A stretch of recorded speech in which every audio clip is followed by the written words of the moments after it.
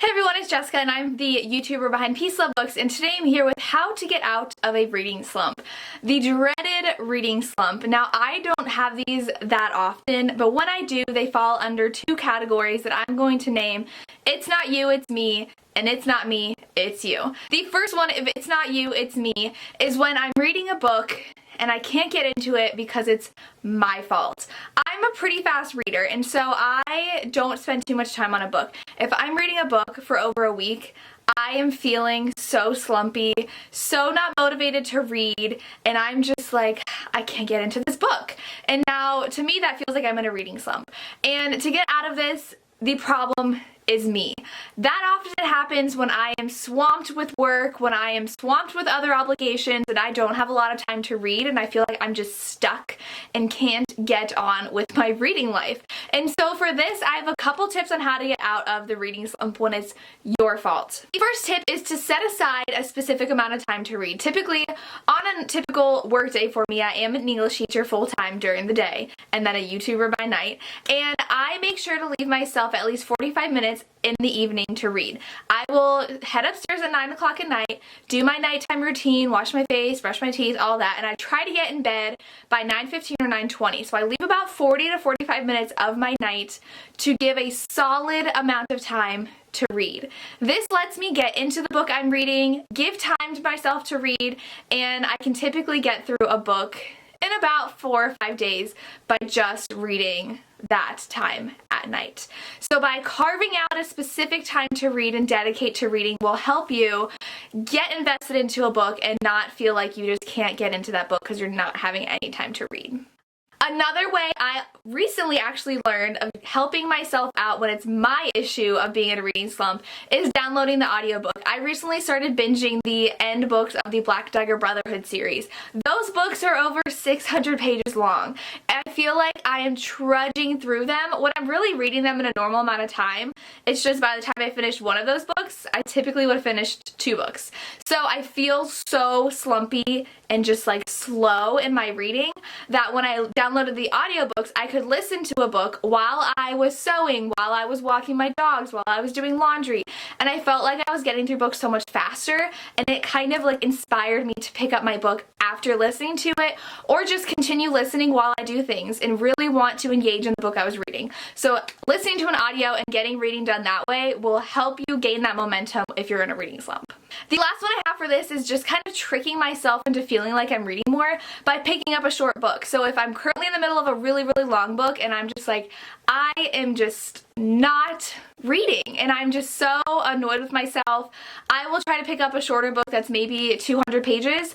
I can read that super quickly and it will motivate me to get into the longer book once I'm done with that book because I feel more accomplished, like I've read more than I have. It's just kind of like a mind trick. So you feel like I've done a book, but it's not a 600-page book, but I finished it and I'm very much more motivated to pick up my next book and get into reading again. So those 3 tips were for the it's not you, it's me category. I was at fault. I need to rearrange my life to figure out how to get back into the reading game and motivate myself more to read. Now on to the funnier, it's not me, it's definitely you. This is what you do not want to hear in a breakup. But when it comes to a reading slump, sometimes you just have to admit, this book is not for me. When that's the case, the first and most important advice I have for you is to not be afraid to DNF a book.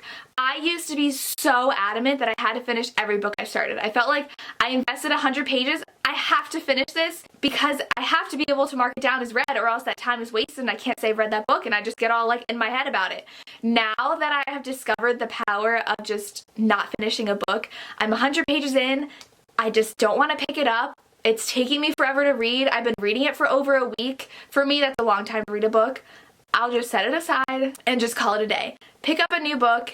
Maybe come back to that if I feel like it. If not, it's no big deal. That will help you pick up a book you actually want to read and not feel so dragged down by the book you're stuck on. DNFing a book is your best friend when you're in a reading slump.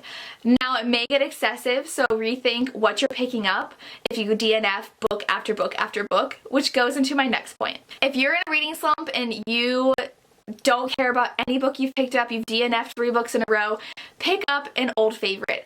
I typically do not reread books, but recently I've been rereading some of my old favorite books, specifically on audiobook, and I have fallen in love with them, and I just don't want to put them down, and I become obsessed. Some of my favorites are like Punk 57 by Penelope Douglas, my favorite Elle Kennedy books, my favorite Colleen Hoover books. I know those are some of my all-time favorite books. I loved them when I first read them. It's been over a year since I did read them. I don't remember a lot about them, and so picking them up again makes me fall in love with the book again. I know I'm reading a book that I absolutely love, and it'll help again ignite that fire in me to read more and pick up another book after, because I'm inspired to read more. Maybe if I don't want to reread a book that I've loved, the next best bet is to pick up a book by an author you love. So I have not read all of Elle Kennedy's books. She's one of my absolute favorite authors. So I would go and pick up one of her backlist titles that I own, or from the library, or buy a book online. Rely on your favorite authors. If you've read so many by an author, you know you love them, you know you can count on them for something you're in the mood for. Maybe you've been reading a lot of heavy fantasy lately.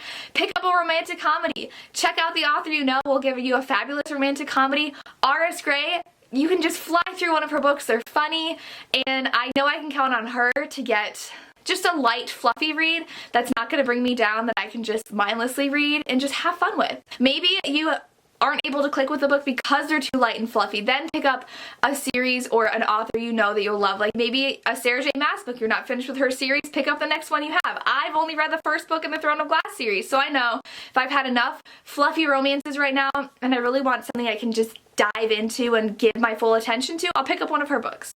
And the last recommendation I have for you if you are in a reading slump and it's the book's fault is check out a reliable source where you know you can get books you love from. So if you know you love romances, then you can go to your favorite romance blog, romance Instagram, romance YouTube channel. Check out their recommendations. If it's a trope you're super in the mood for, check out and see if they have videos for that trope. Check out Goodreads. There's the list category on Goodreads that gives you certain tropes. One of my best friends on Bookstagram, she categorizes all of her books into different bookshelves, so we'll go to her account, look at her bookshelves. It's just a matter of researching and finding a book from someone you love. If you're in this community, you probably know booktubers or book bloggers or book Instagrammers that you can follow that share the same taste as you do. If they raved about a book, gave it 5 stars, pick up that book and give it a try. It's probably going to be something you're interested in instead of picking up that book that's like a 2-star read for you that you're really not into. And those are my tips on how to get out of a reading slump. Let me know down below in the comments some of your tips on how you get out of a reading slump, your favorite go-to books to get out of a reading slump. I would absolutely love to hear. As always, make sure you subscribe for content all about romance and reading, just like this video. That's all I have for you. As always, thank you so much for watching and have a good day. Bye.